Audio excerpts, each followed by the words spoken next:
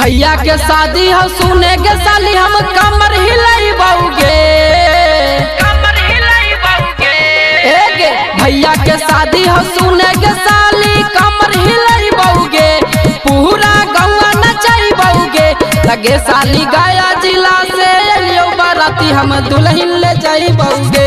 लगे साली गया जिला से एलियो बाराती हम दुल्हन ले जाई बउगे। डीजे पगाना मगहिया बजा के तोरा नचाई बउगे। सुन ले डीजे पगाना मगहिया बजा के तोरा नचाई बउगे। हाँ हाँ तोरा नचाई बउगे। लगे साली गया जिला से एलियो बाराती हम दुल्हन ले जाई बउगे।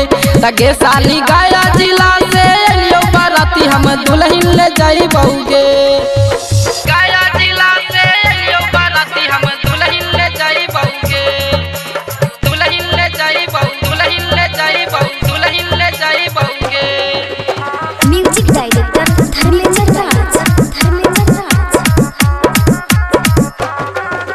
मारो के बीचे भैया हमर शादी रचाइतोगे।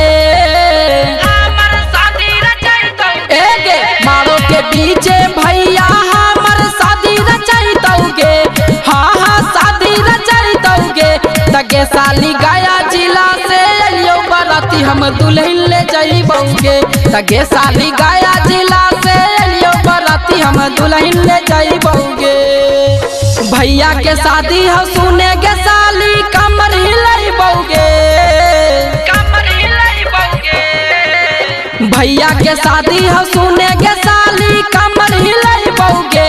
पूरा गौवा नचाई बउगे। लगे साली गया जिला से एलियो बाराती हम दुल्हन ले जाई बउगे। लगे साली गया जिला से एलियो बाराती हम दुल्हन ले जाई बउगे।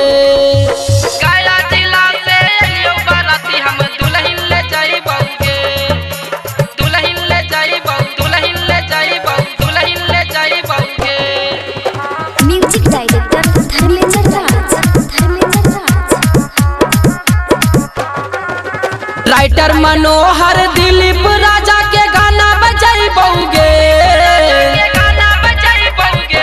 सुन ले राइटर मनोहर दिलीप राजा के गाना बजाई बउगे।